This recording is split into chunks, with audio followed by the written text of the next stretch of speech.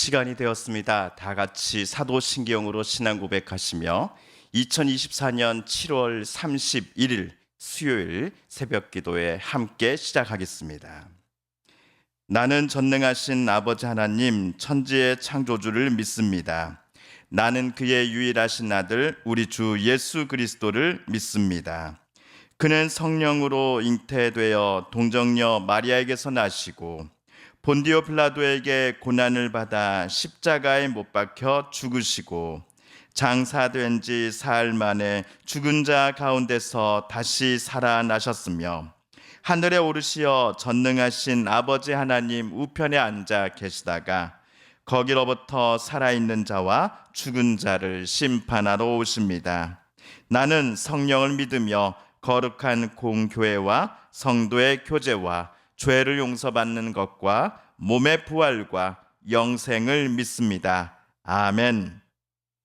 오늘 우리 함께 읽을 기록된 하나님 말씀, 구약의 말씀 학개 제1장 1에서 4절까지의 말씀입니다.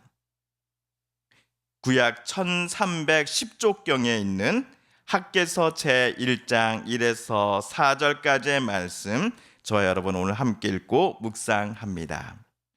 다리오 왕 제2년 여섯째 달 곧 그 달 초하루에 여호와의 말씀이 선지자 학개로 말미암아 스알디엘의 아들 유다 총독 수르바벨과 요사닥의 아들 대제사장 여호수아에게 임하니라 이르시되 만군의 여호와가 이같이 말하여 이르노라.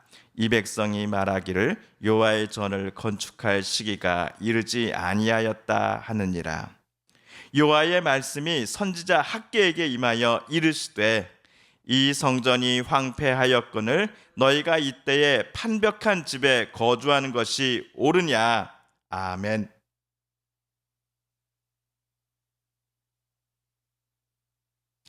학개서는 페르시아 제국의 다리오 왕이 즉위한 지 제2년 여섯째 달 되는 날의 초하루, 이날에 하나님께서 학개에게 주신 말씀을 선지자가 기록한 책입니다.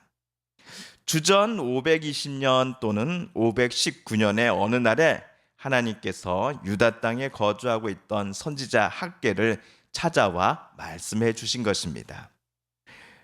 어제 1절을 보시면은 우리 다리우스 왕 제2년 여섯째 달이라고 하여서 그 사람 또 그것과 함께 두 사람의 이름이 나오지요.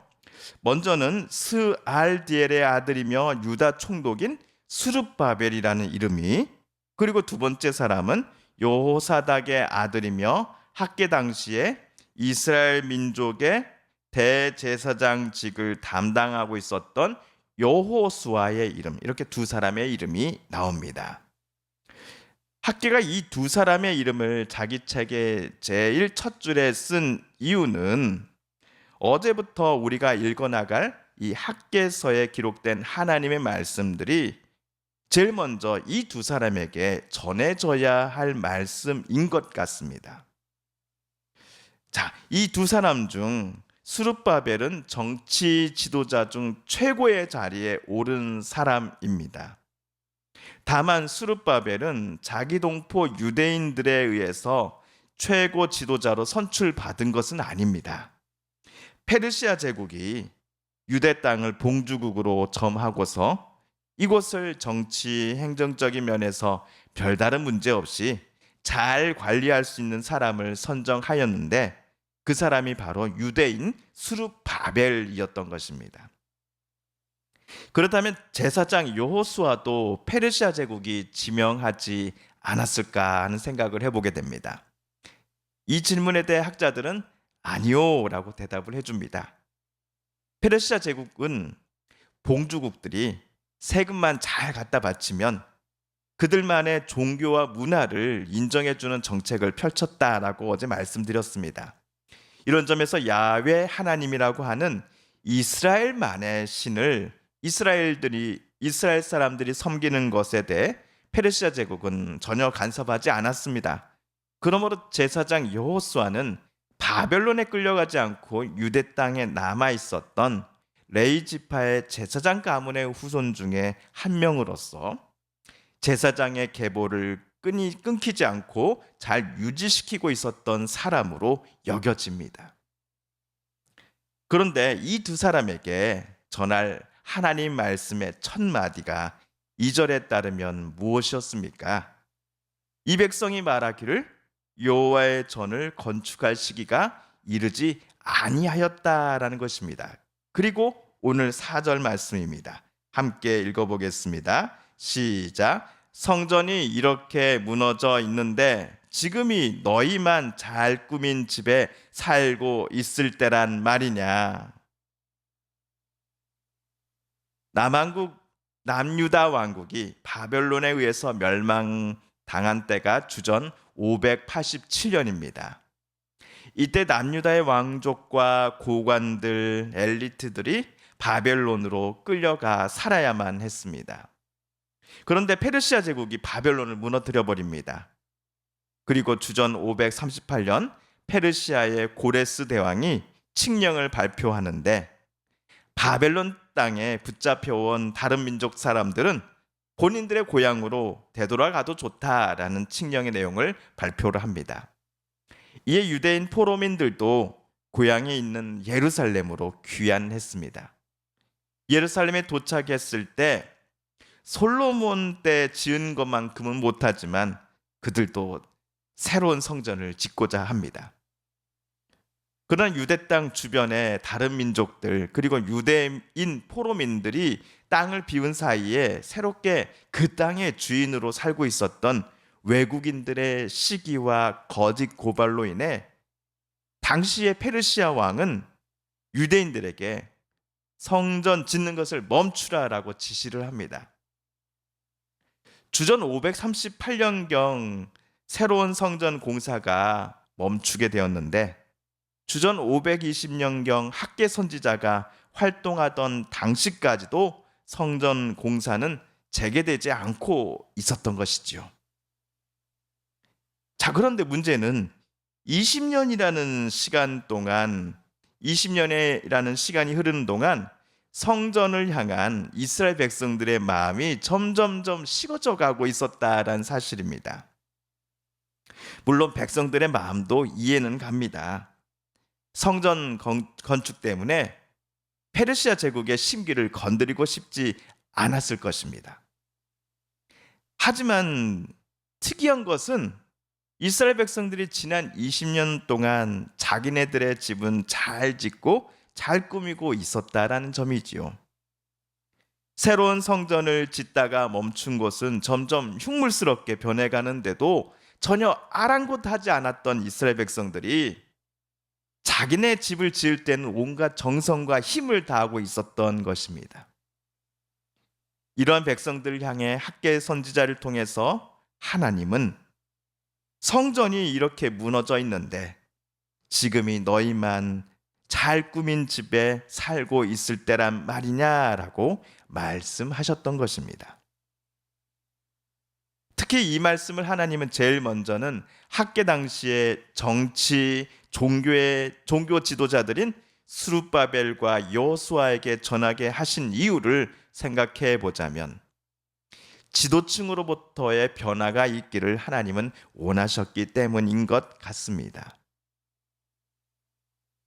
저는 우리가 학개서를 묵상할 때 주의할 점이 있다라고 생각합니다. 그것은 뭐냐? 하나님께서 마치 큰 성전을 원하시는 분으로 우리가 간주해서는 안 된다라는 것입니다.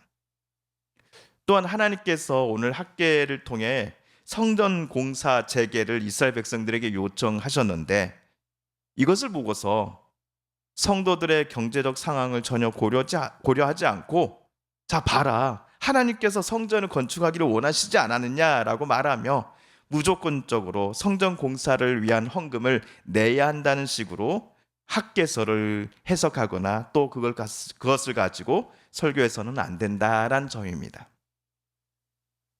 학개를 통해 하나님께서 이스라엘 백성들에게 성전과 관련하여 요청하신 이유, 성전 재개, 공사 재개를 요청하신 이유는 바벨론에서 되돌아온 이스라엘 백성들이 지난 20여 년간 하나님을 잊어버리며 하나님 없이도 난 잘 살 수 있다라고 착각하며 살아가고 있었기 때문일 것입니다.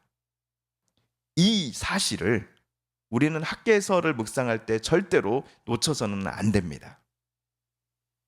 하나님 없이도 잘 살 수 있다라고 생각했던 것은 비단 주전 520년경 예루살렘에서 거주하는 바벨론 포로맨 출신의 유대인들만은 아닐 것입니다.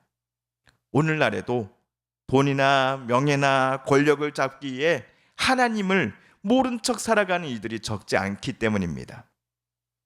어쩌면 그리스도인들 중에서도 그들의 속마음들 속에는 하나님을 전혀 두려워하지 않으면서 생각하고 말하며 행동하는 이들이 있을지도 모르겠습니다. 혹시라도 하나님 없이도라는 마음이 학개서를 묵상하는 저와 여러분에게는 있어서는 안 될 것입니다. 내가 필요할 때만 하나님을 찾는 것이 아니라 늘 언제나 어느 곳에서나 하나님을 경외하며 사랑하고 또 하나님의 뜻대로 살아가기를 기뻐하는 우리 그리스도인들이 되어야 할 것입니다. 주님께서 가르쳐 주신 기도를 드리며 학개서 말씀 묵상 제 두 번째 시간을 모두 마칩니다. 하늘에 계신 우리 아버지, 아버지의 이름을 거룩하게 하시며 아버지의 나라가 오게 하시며 아버지의 뜻이 하늘에서와 같이 땅에서도 이루어지게 하소서. 오늘 우리에게 일용할 양식을 주시고 우리가 우리에게 잘못한 사람을 용서하여 준 것 같이 우리 죄를 용서하여 주시고 우리를 시험에 빠지지 않게 하시고 악에서 구하소서. 나라와 권능과 영광이 영원히 아버지의 것입니다. 아멘. 사랑하는 성도 여러분, 성삼위 하나님께서 오늘 학개서 말씀 묵상 속에서 저와 여러분에게 들려주신 하나님의 음성과 뜻을 다시금 떠올려 보고 싶습니다. 오늘 학개서 말씀 묵상 중에 우리가 깨닫고 다짐한 바대로 우리 정말 그렇게 살아가게 달라고 이 시간 하나님 앞에 기도드리길 원합니다. 우리 성도님들과 가족분들 중에 우리의 이웃분들 중에 하나님의 고쳐주심, 치료하여 주심, 회복시켜 주심을 놓고 간절함으로 기도하는 분들이 계십니다. 이 시간 우리도 같은 마음 같은 뜻으로 함께 기도하십시다. 여전히 세계 곳곳에 진행되고 있는 전쟁과 내전을 하나님 멈춰 주시옵소서. 하나님이 주시는 진정한 평화가 강물처럼 온 땅에 흐르게 하여 주시옵소서. 마지막으로 우리가 가지고 나오는 간절한 기도 제목, 하나님께 아뢰며 하나님의 은혜의 보좌 앞으로 우리 더 가까이 나아가겠습니다. 함께 개인 기도 시간 갖습니다.